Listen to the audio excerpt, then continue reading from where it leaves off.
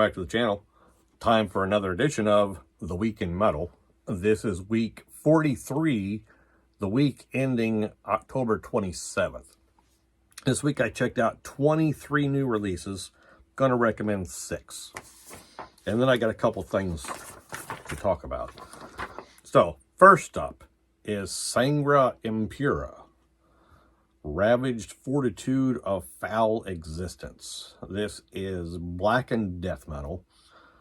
5-piece from Texas. This is their first full-length album.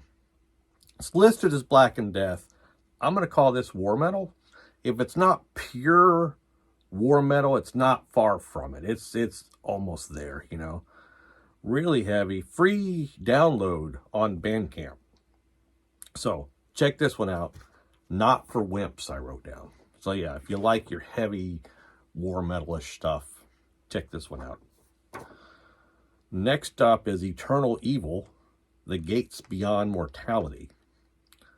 Black and Thrash, 4-piece from Sweden, formed in 2019. This is their second full-length album. Now, I remember liking their first album a lot. Didn't really go back and re-listen to it much, but I liked it. You know, listened to it a couple times. This is good too, you know. It's blackened, but not too blackened, right? It's very thrashy. Vocals are just angry thrash vocals. You know, the music's just a little blackened, you know, a touch. Lots of great thrash riffs, you know, like German thrash type, you know, early stuff. So yeah, it's released through Listenable Records. I'm going to try to mention that more. It's really good stuff. Check it out. Next up is Cemetery Urn, Suffer the Fallen. It's death metal. 5-piece from Melbourne, Australia, formed in 2006. This is their 5th full-length album. 8 tracks, almost 34.5 minutes. Released through Hell's Headbangers. They've been around for a while, so you should know them. If you've never listened to them, like maybe for fans of Incantation, you know, if you like Incantation, give these guys a listen. Really good. You know, the Metal Archives calls it just straight death metal. A touch blackened here and there, you know, like a couple songs, especially the drums, like a drum beat starts going like, it sounds like some black metal, you know, but it's mostly, you know, 98.5%, you know, death metal. Really good. Tape and CD is out now through Hell's Headbangers. Vinyl, I think, is delayed till early next year, which happens because of all the, you know, all the vinyl being sold nowadays. Yeah, I'll probably pick this one up. Just got to decide, do I want CD or vinyl? So yeah, good stuff. Next up is Autopsy, Ashes, Organs, Blood, and Crypts. So everybody knows Autopsy, formed in 87, I believe. This is their 10th full-length album. I like this. Didn't love it. Liked it. I listened to it. I enjoyed it. And then you always think, is this worth, at least I do, is this worth buying? Do I want to own this on a physical copy to add to my collection? And after I listened to this, I was like, no, I don't think so. I don't really like this enough to kind of put it in regular rotation. I listened to it, I enjoyed it. I'll listen to something else now. No offense to the band. They're like legends, you know. Forefathers, godfather, whatever the fuck. They've been around since the beginning, you know. So, respect to, you know, Chris Reifert or whatever. But yeah, I didn't dig this enough to buy it. So, anyway, check it out though. Because not everybody, it's gotten some great reviews, you know, people, you know, love this, you know, I just didn't.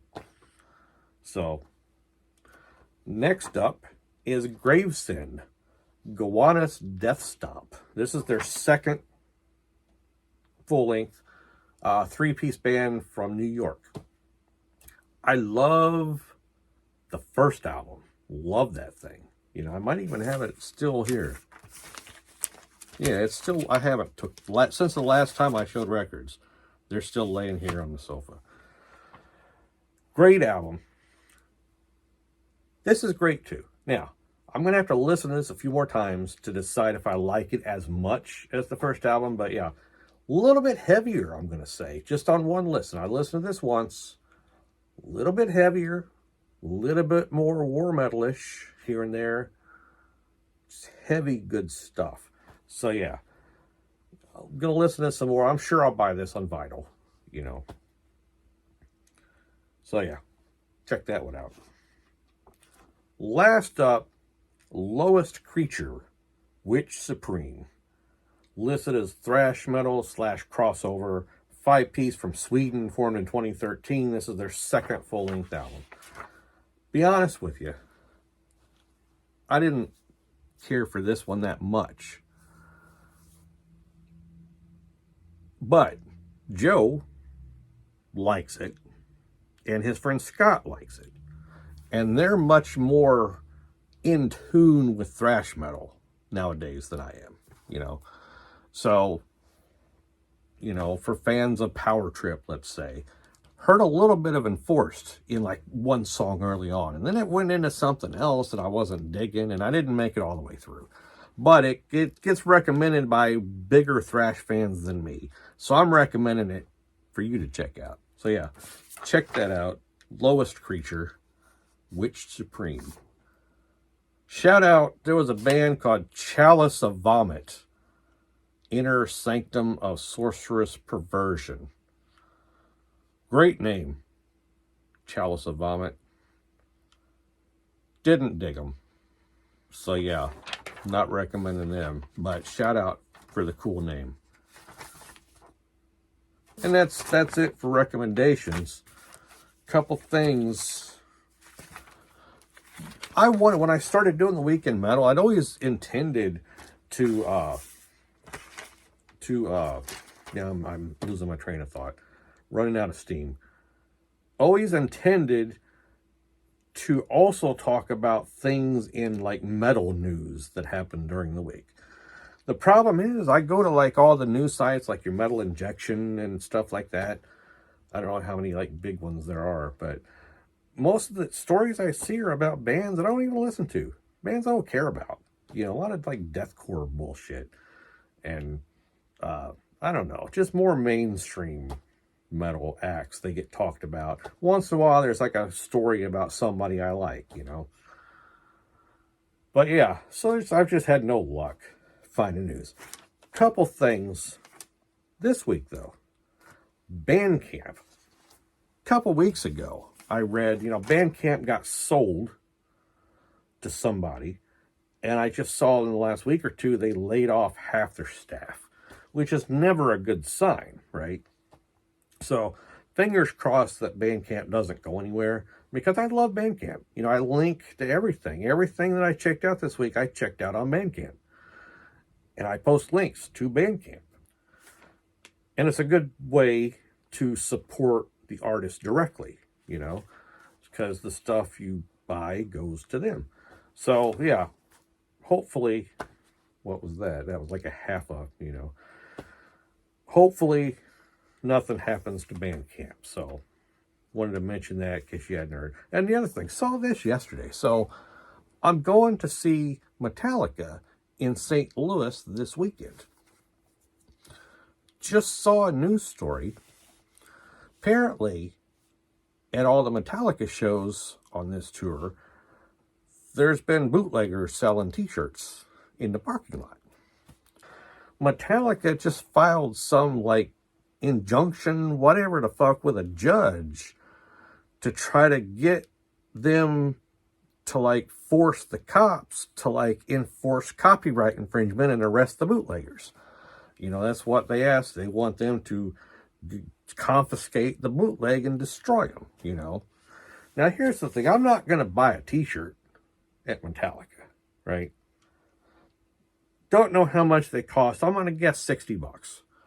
Wouldn't surprise me if they're charging $60 for like a $5 t-shirt.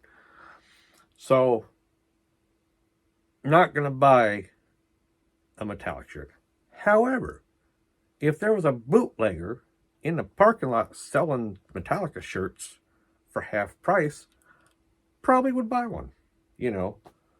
And I'd be proud. I bought a bootleg Metallica shirt, you know, Lars. Because Lars, it's all Lars, right?